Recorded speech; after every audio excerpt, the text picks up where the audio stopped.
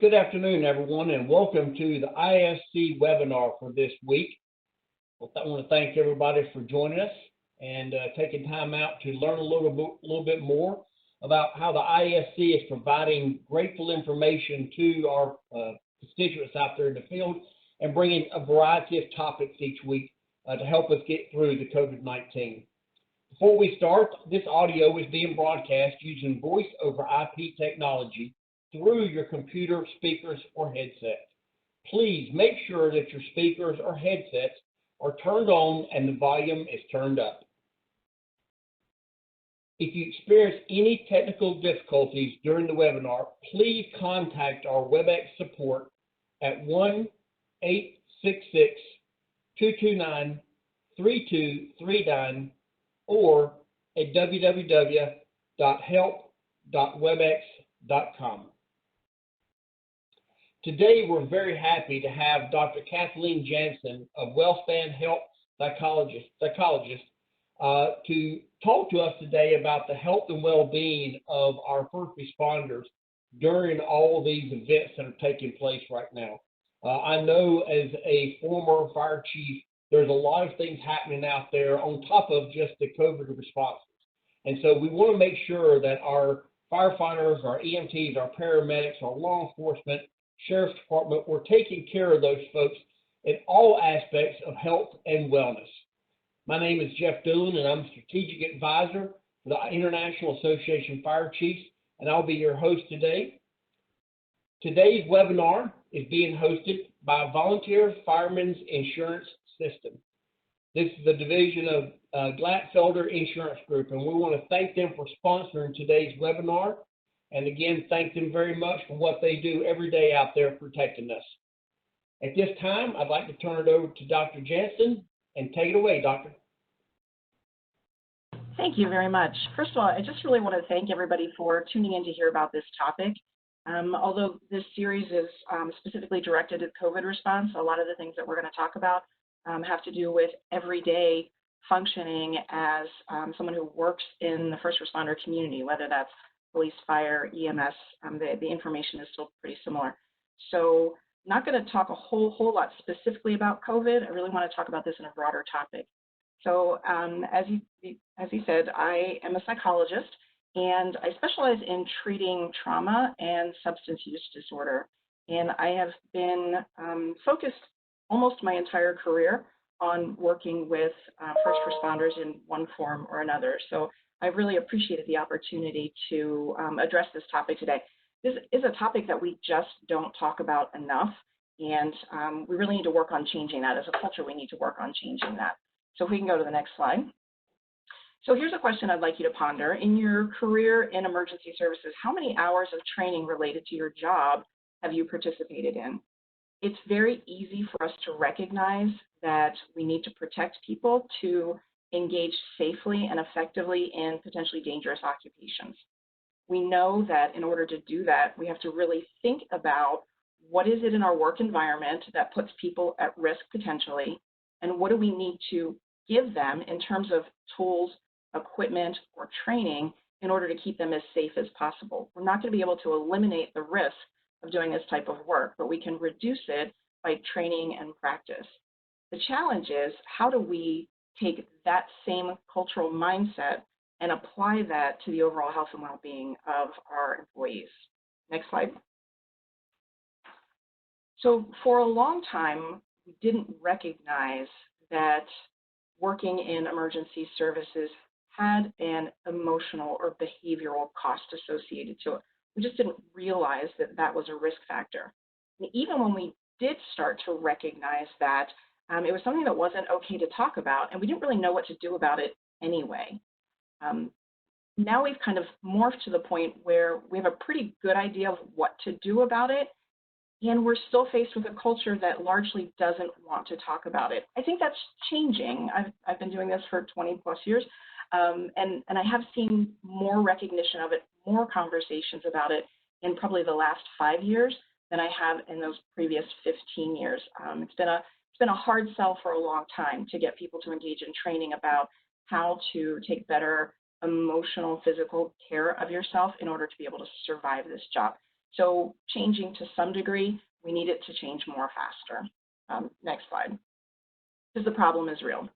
So I'm sure many of you have seen these statistics. In 2017, 103 firefighters and 140 police officers died by suicide, more than died in the line of duty. And there's speculation, although obviously it's very hard to prove, that PTSD and depression from exposure to trauma contributed to that. Let's take a look at the next slide. It's a little bit even more concerning.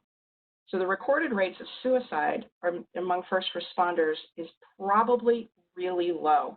This particular study by the Firefighter Behavioral Health Alliance estimated that 40% of firefighter suicides are reported, which means that 60% of them are listed as other causes of death. And there's a lot of reasons for that. And the numbers are the same and are similar, very similar in an EMS study. Part of that is how death certificates are filled out. So in places that medical examiners versus coroners fill them out and how they rule the cause of death, they're not necessarily always looking specifically to identify the cause, the specific cause of death, to be able to have those numbers be as accurate as they could be. So that means that this number could, as alarming as the number is in and of itself, this number could be quite a bit higher. So we need to be paying attention to this job-related risk factor as much as we pay attention to all of the other job-related risk factors from a safety perspective. Next slide. All right, so what is this about? Some of what we know that this is about is that there's a physiological component to it that I'm going to spend some time talking about it. There is largely an emotional and behavioral component to it. And then the other big part that I'm really hoping to get you folks starting to think about is the cultural piece. There's a long-standing tradition in emergency services of help rejecting. I'm the rescuer, I'm the fixer. If you need help, if this job bothers you, then you need to be in a different job. We really do have to change that mindset. So the big piece of that is cultural. So let's take a look at the next slide. Our bodies are designed to handle stress, sort of. So in this situation, our stress response is a very, very old part of our brain. It's in the oldest part of our brain. And the way that it's designed to work is we come across something that we recognize might kill us, such as this giant bear. Our body sets off an alarm signal, and it prepares the body to do its best to fight that threat or to run away and escape that threat. So it's designed to set off that alarm, which creates a whole cascade of physiological responses to put us in our best possible shape to survive whatever the situation is. And then we're supposed to go back to baseline and have a little bit of a refractory period, meaning a little bit of a rest period where we get tired. So our bodies are well designed to cope with life-threatening responses. So next slide. You've heard of most likely the fight, flight, or freeze. This is Hanselier's work from the 1950s. So this has been around for a long time. However, let's look at the next slide. Most of life isn't an angry bear coming at us to kill us. Most of what stresses us out is day-to-day, mundane things. And when we look at those things and we see them as a threat, our body goes through that same physiologic response. The difference between going through that physiologic response when we're fighting a large angry bear and this kind of stuck on mundane stresses of everyday life is that in theory, when we're fighting that bear, we're burning off all of that chemistry. We're utilizing all of those hormones. We're doing everything that our body is prepared to do, and so then we burn out. Assuming we survive the encounter with the bear, that system burns out and our body can reset. When we're constantly facing these mundane, smaller stressors, though, our body's constantly fighting to prepare for the stress, and then we're sitting on our couch, or we're sitting behind a desk, or we're just going through, these days, trying to buy toilet paper. We're just going through very everyday kinds of things, and our body is constantly preparing us for that fight or flight, and it becomes really toxic in our system. So I want to talk a little bit more in depth about that alarm resistance recovery period, because it's important to understand. I won't spend a whole lot of time on it, but it's important to kind of understand the physiological piece of this. So the moment that your brain says, uh-oh, this is bad, I'm in danger of some sort, that whole cascade of changes in body physiology starts to happen. So that can happen because I see a bear coming at me, or it can happen because I'm sitting around and I start thinking about something that is very fearful to me. So I start thinking about me being at higher risk because I'm working around sick people, or I start thinking about my finances, or I start thinking about something that can also trigger that fight, flight, or freeze response. And so I'm dumping all of that chemistry into my body because I'm thinking about something. So that alarm can be triggered by an actual event in the environment. That alarm can be triggered by something that I'm thinking about, or that alarm can also be a false alarm, which is when somebody experiences a panic attack. None of that is going on, and that alarm goes off. Side note. But that alarm is designed to disrupt your normal balance, and your body starts to respond in a way that is trying to manage an emergency. So let's look at some of the physiological pieces of that. And you might have to lean in to see that it's not very big. But that fight or flight makes a lot of physiologic changes in our body occur. And so it represses our immune system temporarily in fight or flight. Pay attention to that, because when we talk about ongoing long-term stress, that becomes a problem, that compromised immune system, or that constantly repressed immune system. Our heart rate picks up, we're pumping more blood, we're pushing out adrenaline, epinephrine, norepinephrine, cortisol, all of those things. It slows down growth hormones. Think about that as well for our adolescent colleagues, adolescents being all the way up to age 24 or 25 physiologically.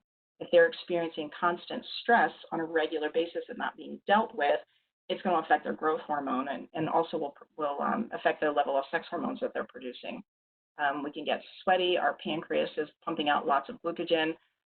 We're cutting back on the level of insulin. Our blood sugar is rising. So there's a lot of physiological changes that are going on, which if you're fighting a bear and in 15 or 20 minutes, you're either going to walk away alive or be dead, that doesn't have that much of an impact. But when you're talking about long-term stress response over and over and over and over, it starts wearing on your body. It starts wearing on your organs. Physiologically, we start to break down. So in addition to all of this physiology that's going on, there's also the cognitive response.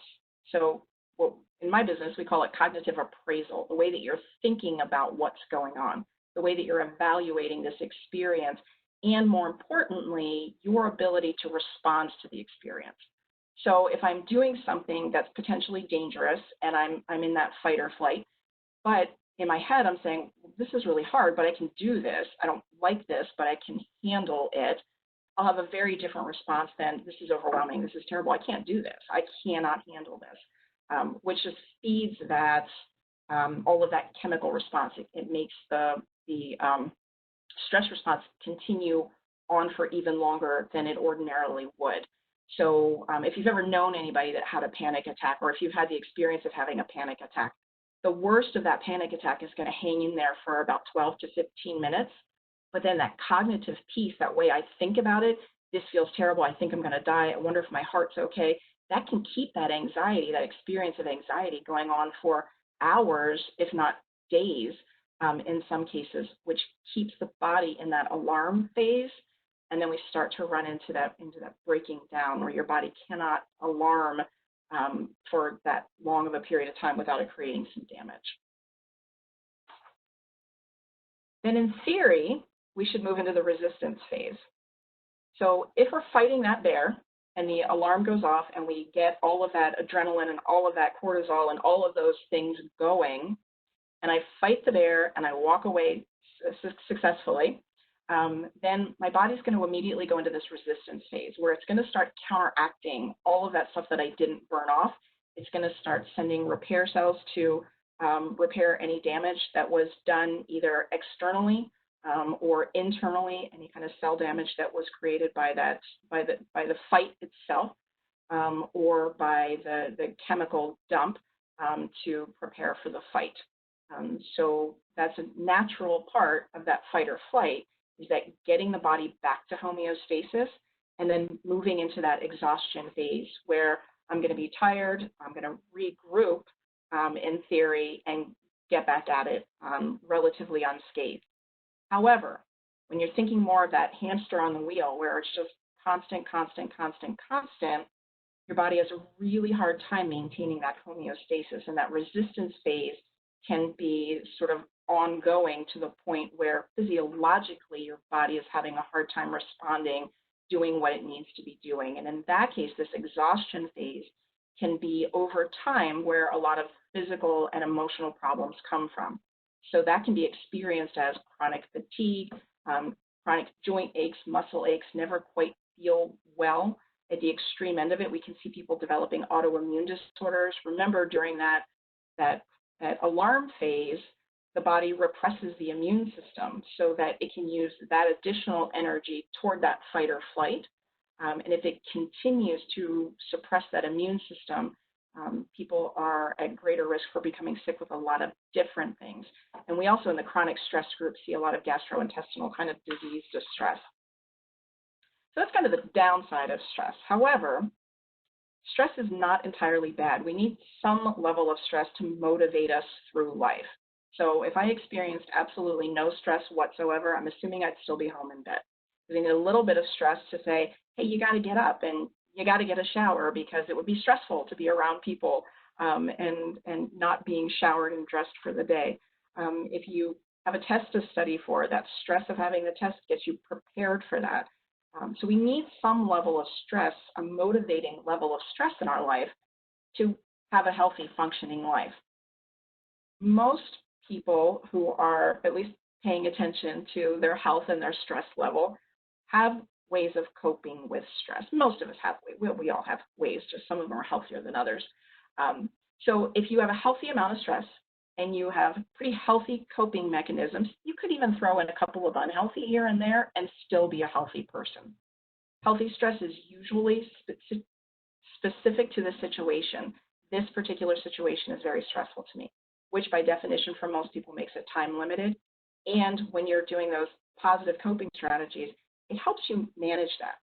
One of the challenges that I'm seeing in my coworkers and as well as my patients during this whole COVID thing is because it's a stressful situation and we don't have an end date. And I think that's part of where we're seeing a lot of the we have to get back to normal stress. I think some of it obviously is all of the reasons that people are saying that it is, but also because we need an end date. I can deal with discomfort, with extra work, with all of these changes for a certain amount of time, but then you got to let me know when is the end date. And I think in this particular situation, what we're also hearing people really react to is what does the end look like?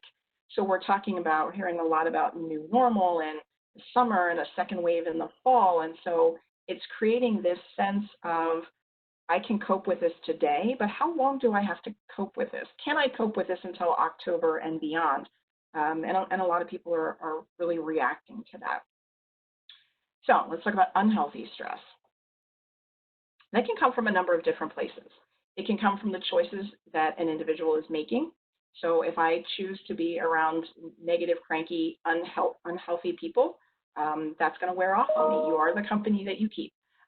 So if I'm choosing to engage in more negative coping than positive coping, that's going to increase my stress level. Circumstances can create a lot of stress.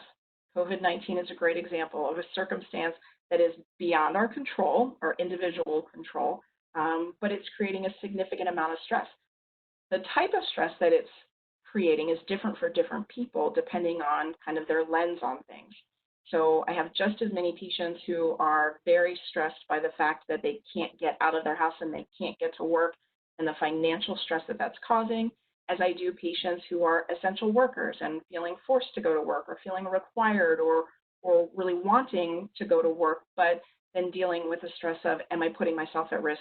Am I putting my family at risk? And do I have a right to do that? And then also their attitude. An individual's attitude can have a lot to do with how much they perceive the world as stressful and how much they perceive their ability to do something about it. So I would imagine pretty much all can think of that one coworker who is just always pissed off about something and is always just angry and everything is against them and everything is a conspiracy and they're just an angry person. That person is likely going to experience a higher level of unhealthy stress in addition. Stress can become unhealthy. No, back up, please. Stress can become unhealthy either when you stop using your regular coping. So I think about one of my great stress relievers is spending an hour in the gym before I start my workday, and I can't currently do that. Now, many people, including my trainer, have mentioned that I could still get an hour of exercise before I head to work in the morning, but my routine is going to the gym, and I'm just not doing it. I guess I could get up and do exercise at my house, and I don't. So my usual coping isn't being used. It can also happen that somebody is using their usual coping, but it's not working anymore. One of the examples I use for this is in my depressed patients.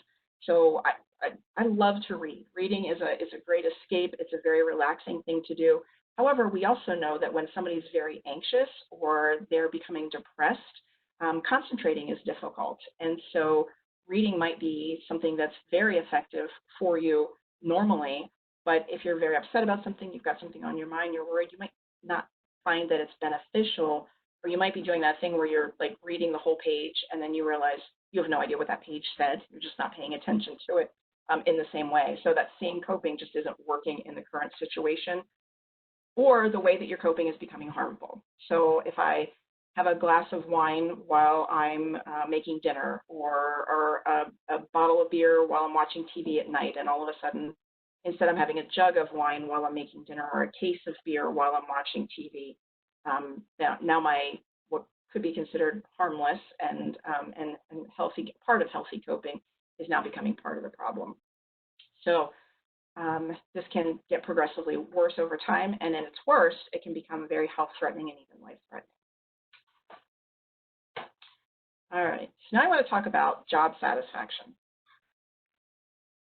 It's an important part of thinking about this whole picture, and we classified job satisfaction into the level of compassion satisfaction versus the level of compassion fatigue. So compassion satisfaction is the pleasure you get from being able to do your work or being able to do your work well.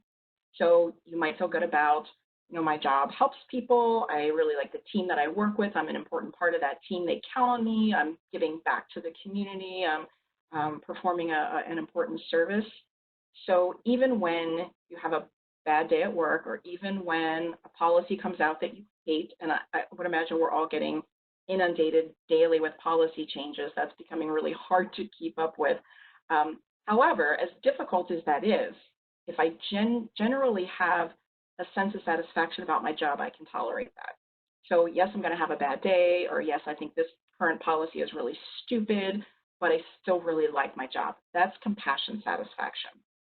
We compare that to compassion fatigue, and it is absolutely, on the next slide, it's absolutely a risk of working in any helping profession. So if you are doing any kind of work that is geared toward helping or protecting somebody else, you are at risk of compassion fatigue. And it comes in two flavors. It comes in burnout, and it comes in what we call secondary traumatic stress. Let's talk about those for a couple of minutes and then move on to what can you do about all of this. So burnout is that sense of hopelessness, that I'm not doing my job, I don't want to do my job anymore, I'm not as good at it as I used to be, I don't care about it as much as I used to. The problem with burnout is it sneaks up on you. It gets progressively worse over a period, not just of months, but of years. And so it can be hard to see. It can be easier sometimes for other people to see it in you before you can see it in yourself. So it can come from feeling like what you do just doesn't matter anymore, or I just have too much to do, there's just too much work to do, or, and this is the one I want to kind of pay attention to a little bit, is a non-supportive work environment. The reason that I want to pay attention to that, when we go back to those same fire and EMS studies that talked about the suicide rate and the difficulty with capturing accurate numbers, that cluster of studies also looked at organizations that make help available to their employees. So there were organizations that made no effort to make any help available to their employees. There were organizations that made help available either in the form of an employee assistance program, a critical incident stress management team, some sort of peer support program. And there was a Significant difference, though, in utilization of those. So when they looked at who used those services, the services sort of came out equal. People found those services equally helpful when they accessed them, but there was a stark difference between organizations who promoted and supported using those versus organizations who made them available, but then also maintained a culture that if you use those services, we don't want you here. So we need to really kind of think about that, and that could be an entirely different webinar on organizations' responses to these kind of things. But I just want to kind of plant that seed that it's not enough to make services available to your folks if you also maintain a culture where they're shamed or penalized or criticized for using help-seeking services. All right, so next slide is about secondary traumatic stress. This is different from primary traumatic stress. And the field of critical incident stress management really came out of recognizing primary stress. Primary trauma is when something unsafe happens to you at work. So I'm involved in an MVA when on the job, or I'm there when a coworker is badly injured, or I'm badly injured. Those are primary trauma experiences.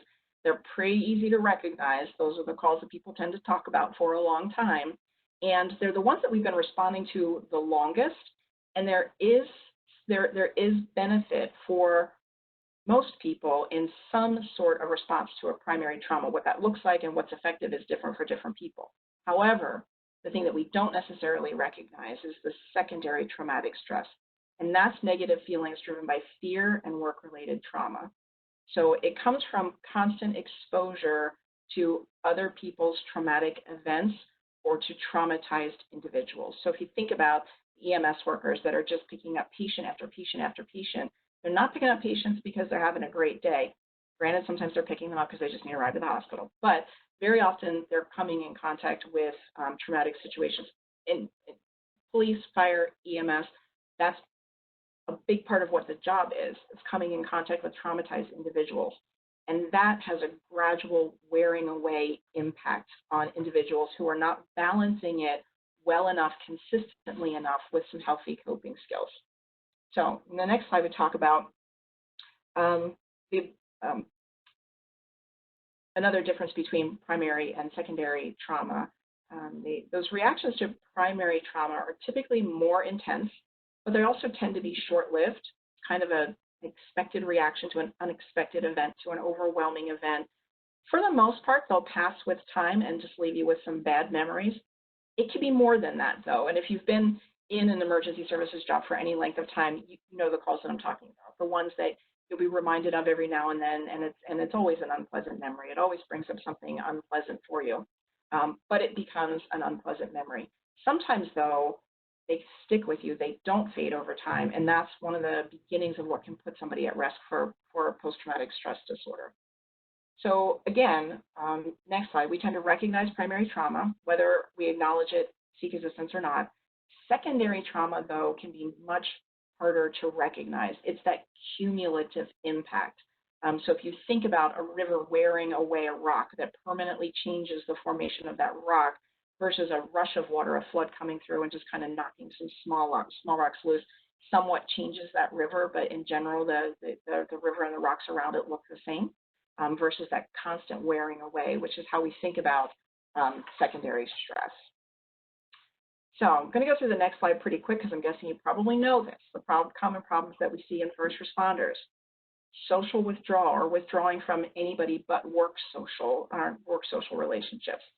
Damaged relationships, and again, we could have a whole other hour just on damage to relationships, but I'll give you the quick and dirty of what I see the most is first responder, deals with difficult stuff at work, sees ugly stuff, knows ugly things about the world, comes home to their significant other and doesn't want to put that on them, doesn't want to traumatize them by the things that they know and the things that they see and the things that they do.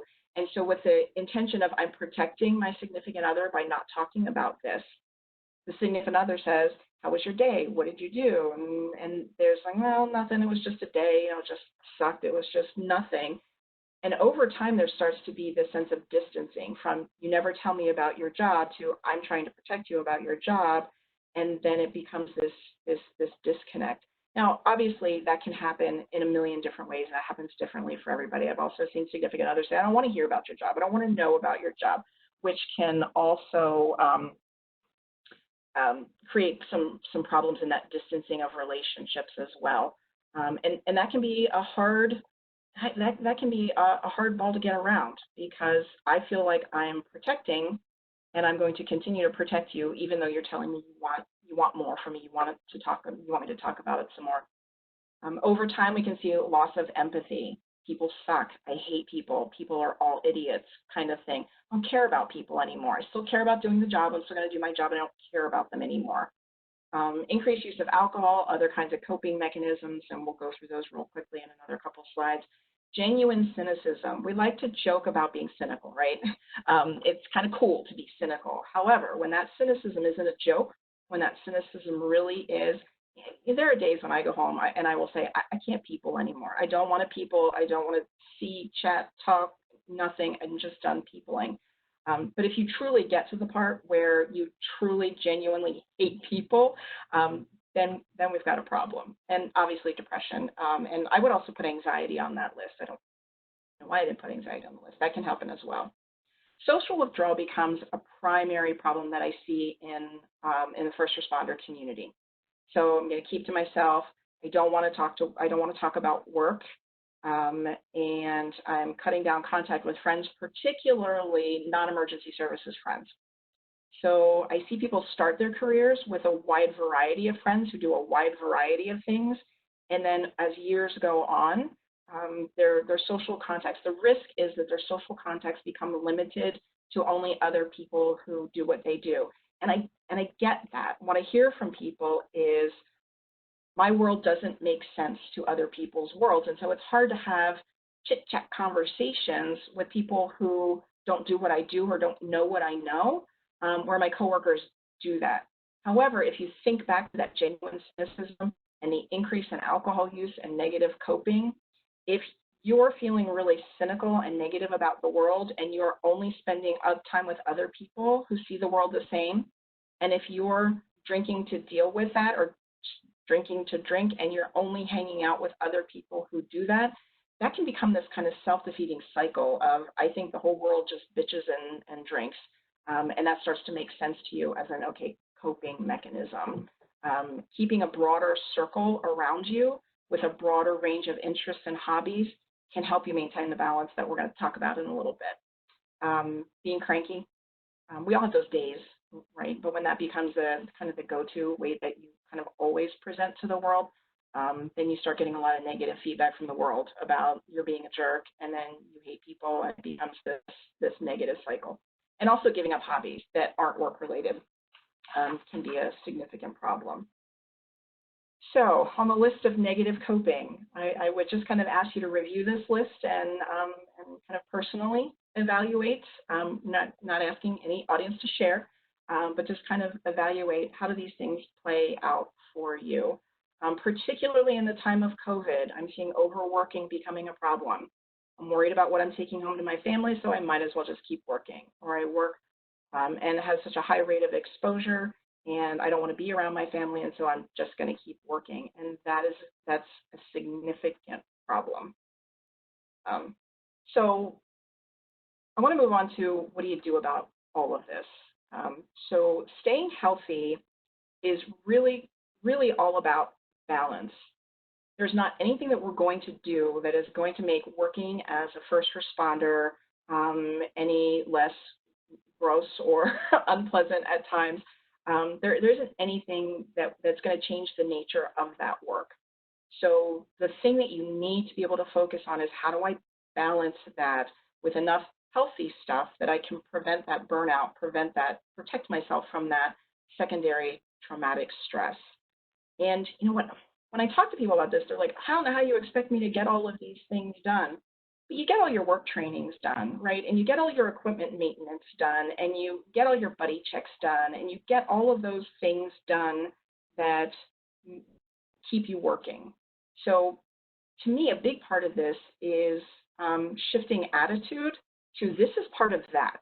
Think of this as a rig check. Think of this as whatever safety checks that you do.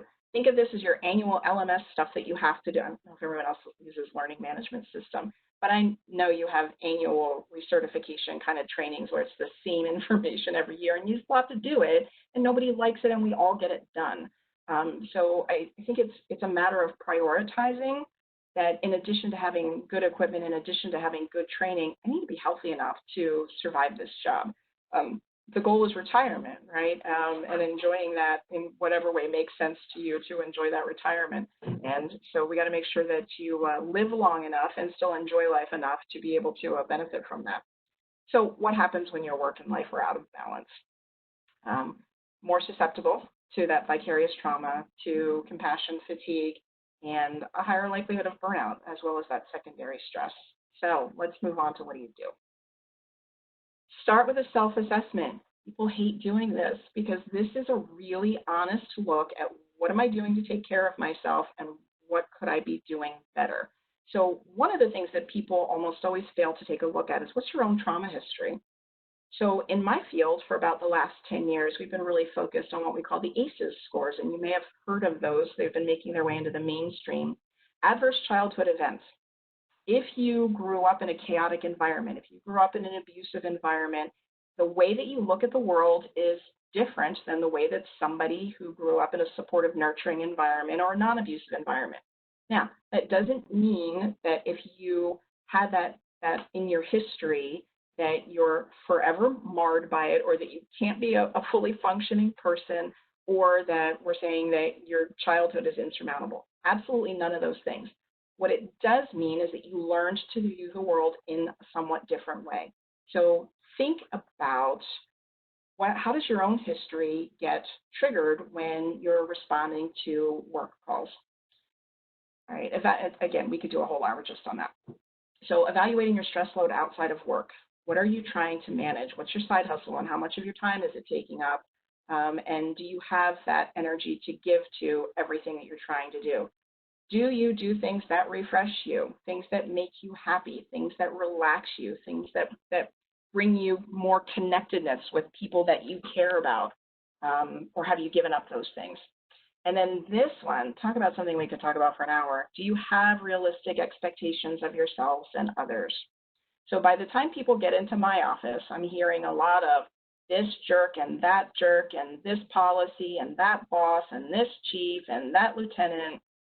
And we really have to think about, are your expectations of other people realistic? Or does it not matter what anyone around you did, you'd still be mad at them? And do you have realistic expectations of yourself? People come to emergency services because they want to fix, they want to help, they care about people, they want to serve their community. And the thing is, when you work in a 911 response job, whatever that job is, here's the thing you need to know. When the public calls 911, they truly expect that you are going to come and fix whatever happened, whether they caused it or didn't cause it. Their expectation is you are going to come and fix it. Now, you and I know that's not always, well, that's not really what the job is, right? So you want to bring the situation under control. You want to protect health and safety.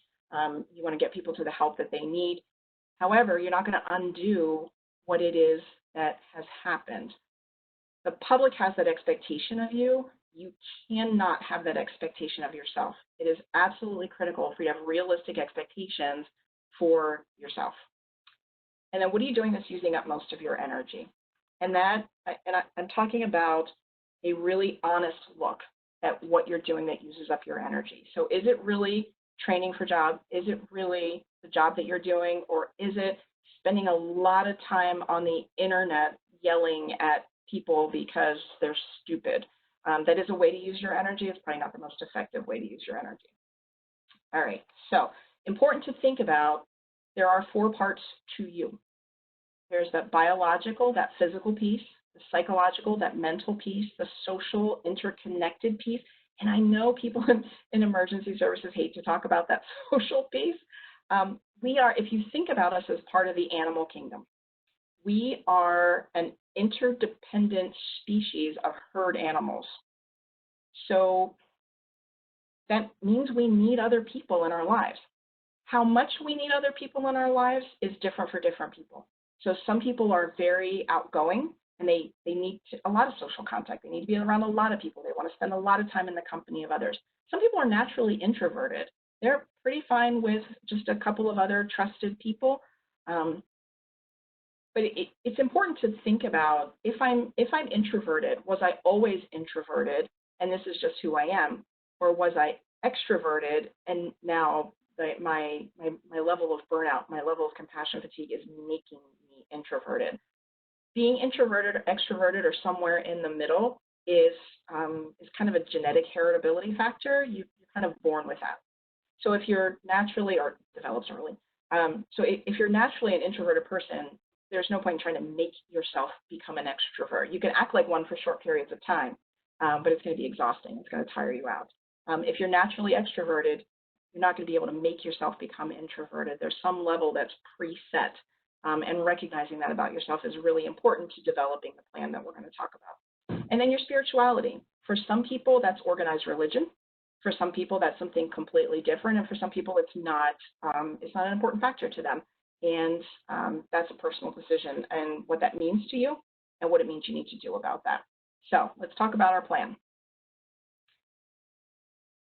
Taking care of those parts of you, all of those parts of you need to be part of that plan. Even if part of your plan is spirituality doesn't matter to me, I'm not going to focus on that. That's an okay part of the plan. Or spirituality is incredibly important to me and I need to make time for it. That's okay too. So I can't give you the plan. I can give you the components that need to be in the plan, but you have to think about for you what makes sense. Because what makes sense for me, I'm assuming, is completely different than what makes sense for you. I laugh every time one of my patients says they've managed their stress by gardening.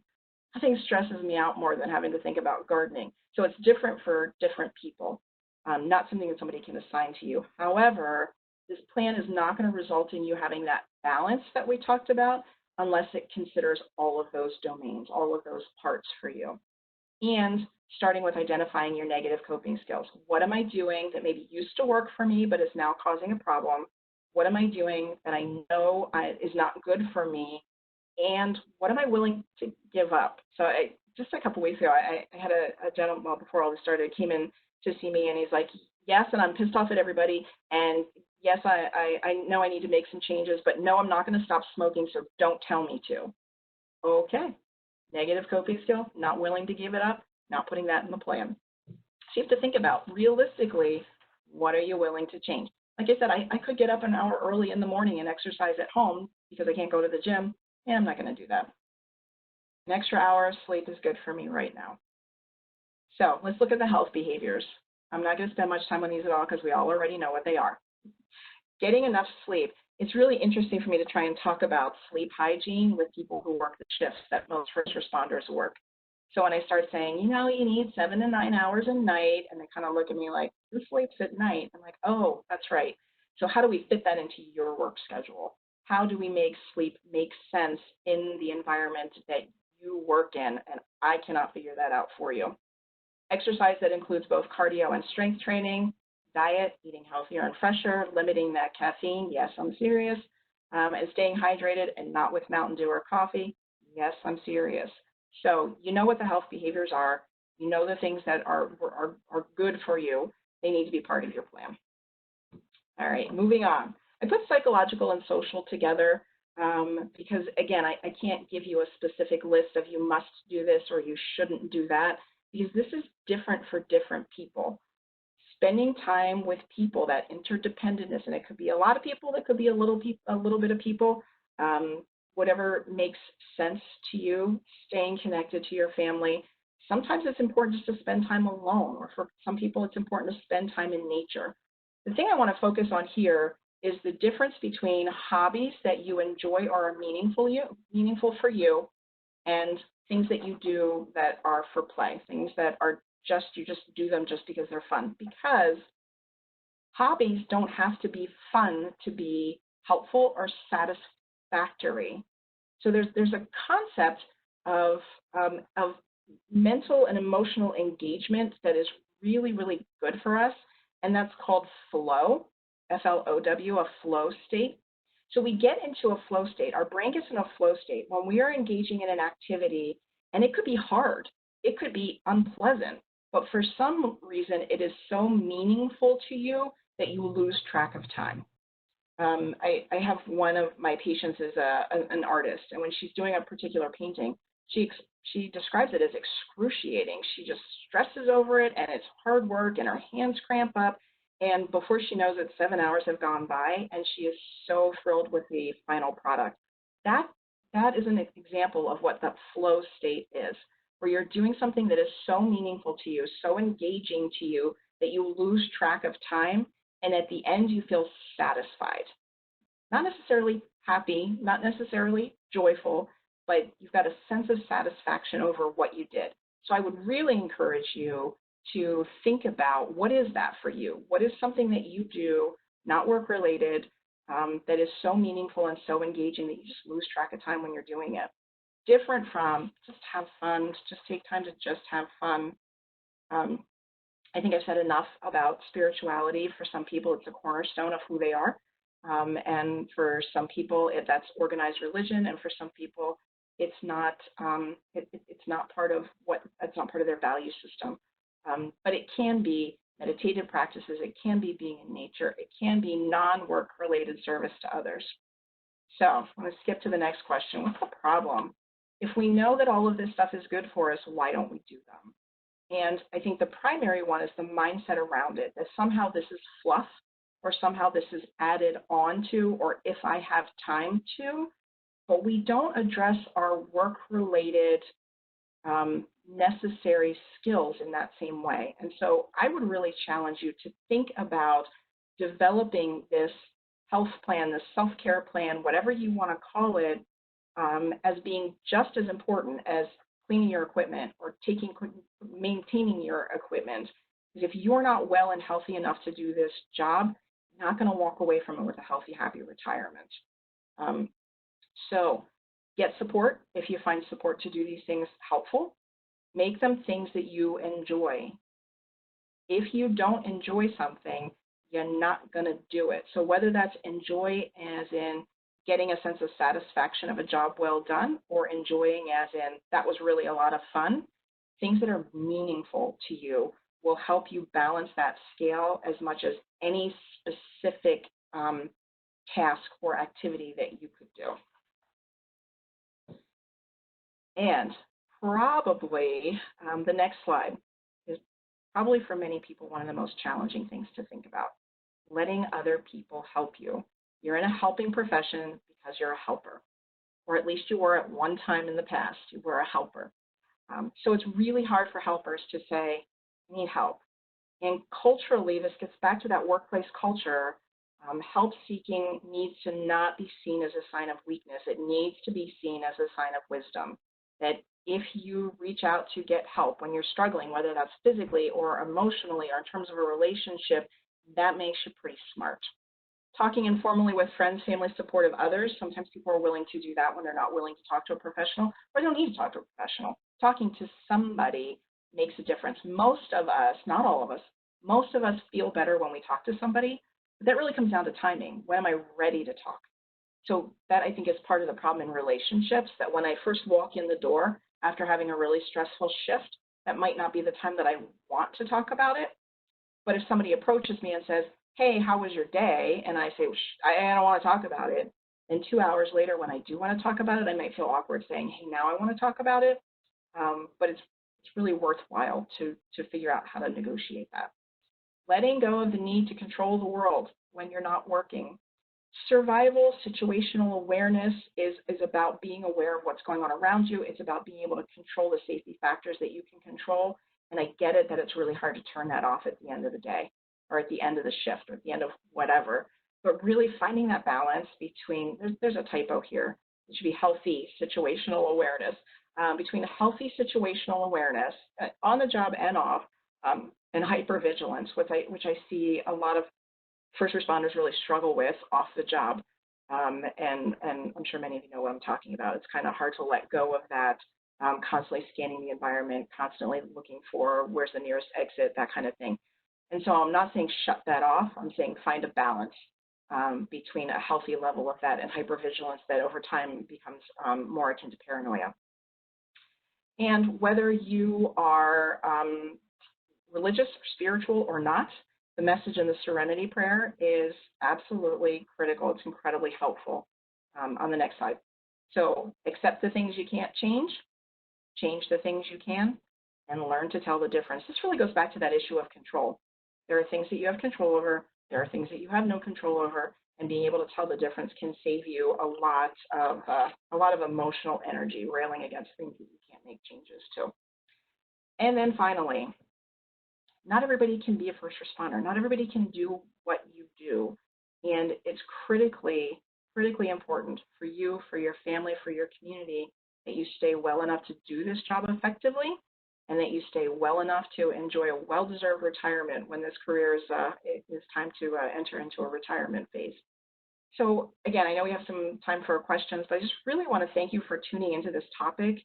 It's something that I think too often we just really like to ignore, or we like to take it for granted, or we like to say it's not important, and it absolutely is important. Whatever training you have access to, whatever equipment you own, there is nothing that is more valuable than yourself and your coworkers. So I appreciate you listening. I'd be happy to answer some questions. Wow. Dr. Jansen, thank you so much. That was really good. I feel a lot better about myself just sitting here for the last 50 minutes, I tell you.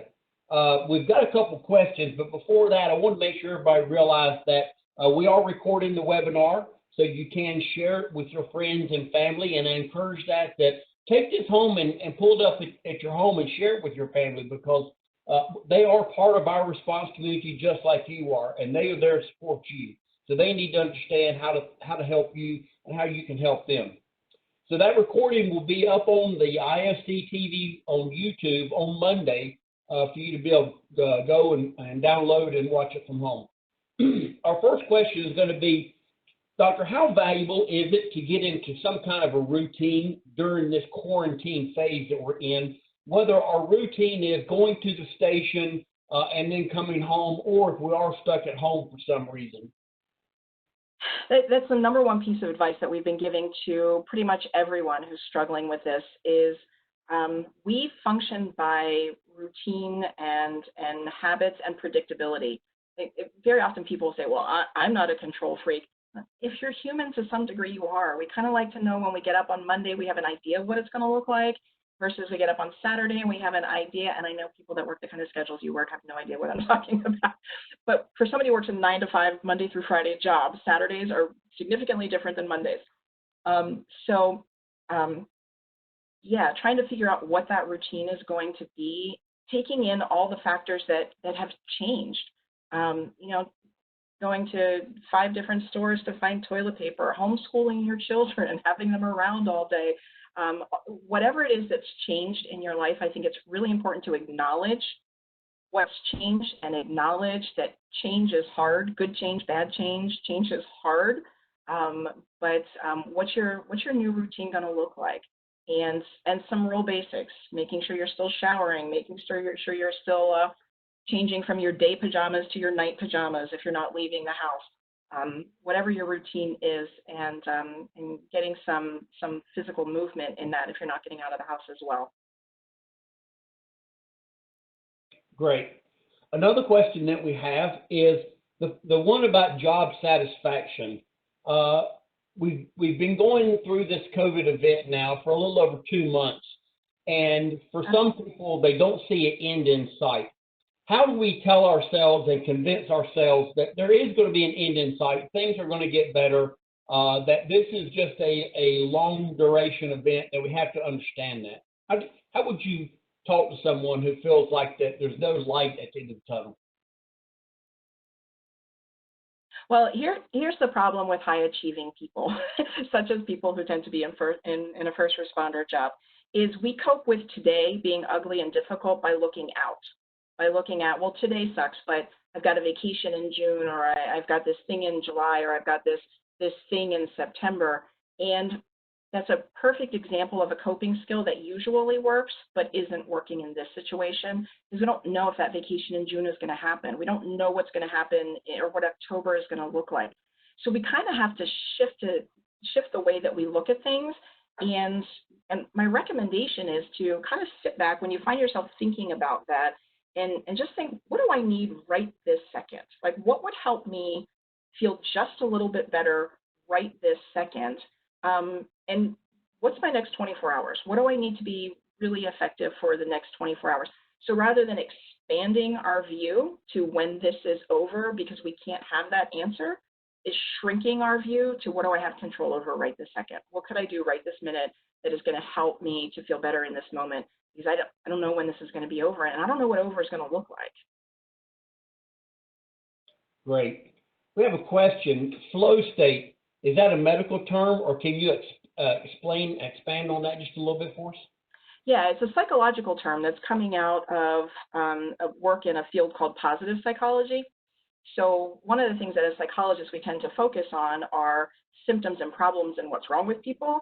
And positive psychology says maybe we should focus on strengths and abilities and what works well for people and helps well people be better. And the state of flow comes out of that, that if you can, basically you're doing something that is so either physically or mentally meaningful that construct of time just doesn't matter because you're so focused. And there's something really psychologically healing about that for us, that we are kind of lost in this thing that is, again, meaningful, not necessarily enjoyable, but it could be. And it transcends time for us for that period of time. So if you look, University of Pennsylvania, and they're not paying me to say this, there's no disclosure there, they have a positive psychology department website that has a lot of great information on it about that. Great. I think we've got time for one more here. Is it helpful to have someone that you're close to that they can do a self-examination on you and you can do one on them? Because sometimes we don't look in the mirror enough, or the mirror is distorted when we look at ourselves. Can you talk about that just a little bit? Absolutely. That can absolutely be really helpful. However, you have to pick a person that you're going to believe, that you're going to trust that they're saying what's in your best interest and not something that might be in their best interest, and that you're not going to be defensive about. So I'm having a hard time even thinking of a good example. Oh, I have an example. I have a patient who really needed to stay on daily medication, had a pretty significant mental illness. And so I was talking to him about, I don't think you're staying on your medication. Like, how can you stay? And he got really angry with me. He's like, mind your own business, blah, blah. So I took him out to our checkout, and we have a front office person who has worked there forever. And for whatever reason, she just said, are you talking about his medication? And she said to him, are you not staying on your medication? And he was like, well, it's really hard, and let me tell you why. And he could hear it from her as a concern, as genuine, where he was taking it as criticism from me. So yes, having somebody else do that assessment with you can be really, really helpful for just that reason that you said. Sometimes we can't see our own blind spots, but it has to be somebody that you're not going to be defensive if they say, well, yeah, you are cranky most of the time when you're home. If that's going to make you mad and defensive, that's not the person who can help you. Great. I think we've all got somebody that we know that is close to us on the job that relates to what we do every day, that we can go to and talk to and have them to help us through, just like you should be a good partner and you should help someone else too as well. Dr. Jansen, I want to thank you very much for today's webinar. It's been very exciting. A lot of folks on here have been sending in questions and commenting on how great this is, how great they feel after listening to you to realize that, hey, they're not the only ones in this boat. We're all rowing it together. I want to thank everyone for joining us today. I want to especially thank our sponsor, VFSI, for sponsoring this webinar and having Dr. Jansen on here. Again, keep in touch with the IASC on our website for upcoming webinars and what we're going to do in the next coming weeks. We'll see more and more of these. And again, for those of you who have asked, yes, we'll put you in touch with Dr. Jansen, and you can go direct with her. So thank you very much. Everybody, please stay safe out there and keep your family safe as well. From the ISC, thanks very much. Have a great day, y'all.